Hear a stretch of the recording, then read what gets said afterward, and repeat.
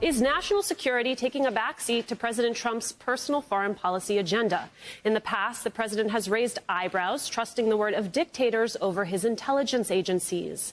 Now, just weeks after North Korean leader Kim Jong-un promised a, quote, Christmas gift for the United States, an analysis of new satellite images show North Korea has expanded a factory and could be planning to test a long-range ballistic missile capable of threatening the U.S. in the coming days or weeks. This new evidence prompting former national security advisor to the president, John Bolton, to tell Axios that if Kim follows through on his promise, the Trump administration should admit they got it wrong on North Korea. Bolton also saying that he does not think the administration really means it when it comes to stopping Kim from further developing nuclear weapons. Joining us now, former Assistant Director for Counterintelligence at the FBI, Frank Figliuzzi. Frank, do you think we see the president admitting that he got it wrong on North Korea?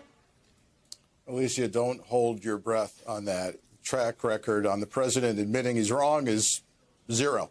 He won't do it. Look, we have a president who's far more concerned about how things look than about how things really are. And he can only continue to stick his head in the sand for so long before he gets buried by that sand. And that's what's happening in the case of North Korea, and also in the last 24 hours, the news out of Saudi Arabia that 5 people are going to be executed for the death of the Washington Post journalist Khashoggi.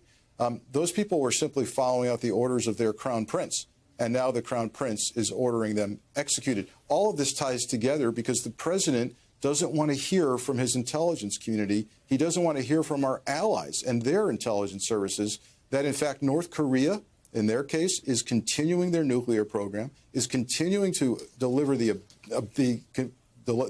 the ability to deliver that nuclear weapon. And by the way, by many reports, they're also developing a submarine capability. This doesn't fit the president's narrative. It's unpleasant for him. So he's going to come out and continue this false narrative that makes him look good, and we are all at risk because of that. Frank, Bolton also said in that Axios interview that he does not believe the administration, quote, really means it when President Trump and top officials say they vow to stop North Korea from having deliverable nuclear weapons, quote, or it would be pursuing a different course. What would it look like if the Trump administration were serious about deterrence?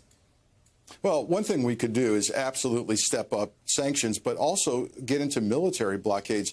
We know that technology continues to flow to North Korea, not only for their missile program, but for other programs, including nuclear components. And if we were serious about stopping this, you would see intercepts of all these shipments. But you know what? That upsets the apple cart for Trump. It doesn't fit his personal narrative that everything is good. I call this foreign policy theory.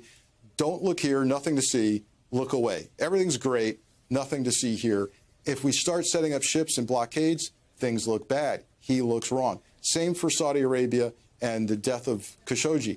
He doesn't believe the intelligence services when they say the crown prince ordered it, so he goes along with the crown prince. This is mostly about his personal agenda, his personal interest in financial investments, and not about our national security interest. Jason, I want to bring you in here.